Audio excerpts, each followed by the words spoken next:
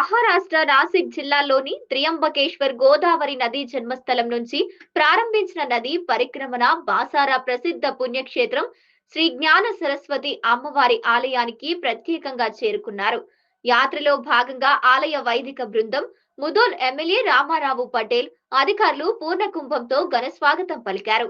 అనంతరం శ్రీ జ్ఞాన సరస్వతి అమ్మవారికి శ్రీ రాజేంద్ర దాస్ మహారాజ్, శ్రీ భాగేశ్వర్ దామ్ సర్కార్ మహారాజ్, సద్గురు శివలింగ్ మహారాజ్, శ్రీ కేదారేశ్వర పలుగుట్టు రాములు మహారాజ్ తో పాటు సుమారు 500 మంది సాధువులు, మహాపీఠాధిపతులు ప్రత్యేక పూజలు చేసి దర్శించుకున్నారు.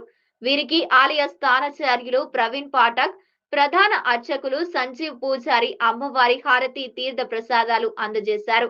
భక్తులు పెద్ద సంఖ్యలో పాల్గొన్నారు. గోదావరి నది ఒడ్డున ఉన్న దేవాలయాలు, ప్రకృతి అందాలను దర్శిస్తూ సంపూర్ణమైన ఆధ్యాత్మిక యాత్ర చేసినట్లు శ్రీ రాజేంద్ర దాస్ అన్నారు. బాసారా శ్రీ జ్ఞాన స్వస్తి అమ్మవారి దర్శించుకోవడం చాలా ఆనందంగా ఉందన్నారు. ఆలయాల పవిత్రతకు, నదీ జలాలు పవిత్రతను ప్రతి ఒక్కరూ కాపాడి సనాతన హిందూ ధర్మం కోసం ప్రతి ఒక్కరూ కృషి చేయాలని కోరారు. ముదోల్ బాసారా సిఐలు మల్లేష్, సాయి కుమార్ ప్రత్యేక పోలీసు బందోబస్తును ఏర్పాటు చేశారు.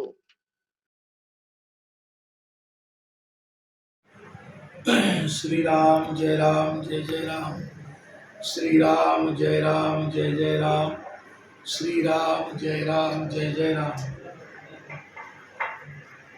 भारतवर्ष के महान संत, महान श्री महान धर्माचार्य, जगत गुरु लगभग 550 से ऊपर संख्या में त्र्यंबकेश्वर से भगवती गोदावरी की परिक्रमा, त्र्यंबकेश्वर भगवान का पूजन करके, कुशावर्त का पूजन करके आरंभ की है।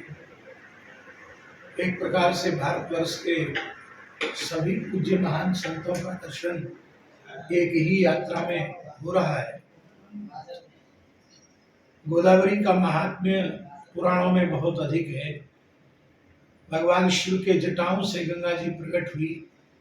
गंगा जी की एक धारा सूर्यवंश के महाराज अयोध्या महाराज भगीरथ जी तप करके लेके आए, जो हिमालय से प्रकट होकर के पूर्वी बंगाल के समुद्र में जाकर के मिली, गंगा सागर में जिनका संगम हुआ। महर्षि गौतम ने कठोर तप किया, तपस्या से भगवती गंगा शिव जी की जटाओं में विराजमान थी, गोदावरी गंगा के रूप में प्रकट हुई।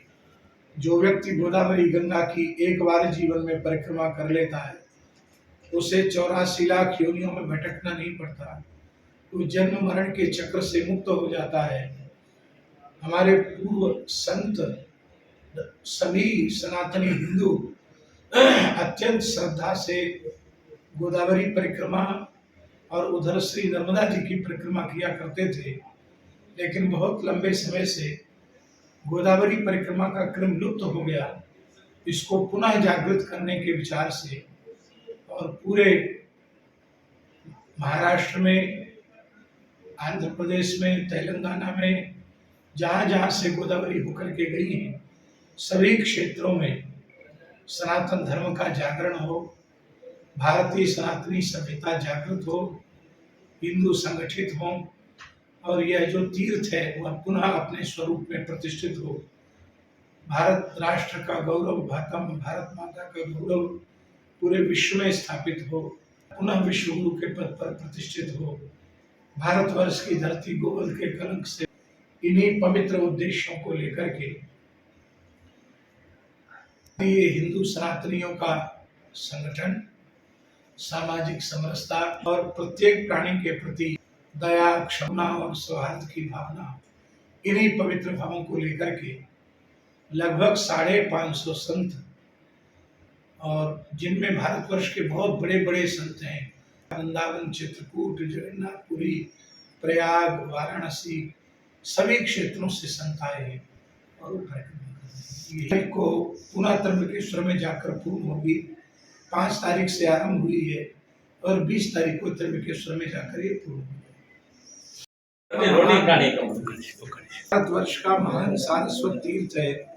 भगवान कृष्ण द्वैपायन व्यास जी महाराज ने यही गोदावरी की परिक्रमा करते हुए वो यहाँ पधारे और गोदावरी में स्नान करते हुए कृपा भाषण करते हुए यहाँ की बालुका से भगवती महालक्ष्मी महासरस्वती और महाकाली के स्वरूप को प्रतिष्ठित किया। ये संपूर्ण धरती पर सरस्वती का महान तीर्थ है। जो भी भगवती सरस्वती की कृपा से परब्रह्म और शब्द ब्रह्म का बोध प्राप्त करना चाहते हैं वे अवश्य इस स्थल पर आकर भगवती महासरस्वती का दर्शन करते हैं। हम पहले भी एक बार यहाँ दर्शन आपके साथ करेंगे। एक बार पहले भी यहाँ आकर भगवती महासरस्वती का हम दर्शन कर चुके हैं। नंदेड़ स्वामी जी के यहाँ आना था 2017 में। तो यहाँ होते हुए यहाँ गोदावरी स्नान भी किया था। स्नान करते हुए तब पिंपल माँ पूछे थे। तो यहाँ आकर भगवती सरस्वती की कृपा से ही जीव को ये बोध होता है कि मेरा स्वरूप क्या है, मेरे जन्म का उद्देश्य क्या है। शब्द ब्रह्म पर ब्रह्म का ज्ञान, अपरोक्ष ज्ञान बिना भगवती सरस्वती की कृपा के प्राप्त नहीं होता। इसलिए सरस्वती भगवती जो ज्ञान के अधिष्ठात्री महाशक्ति है, उनका दर्शन करके हम सबके हृदय में अपूर्व आनंद होता है। जय श्री राम।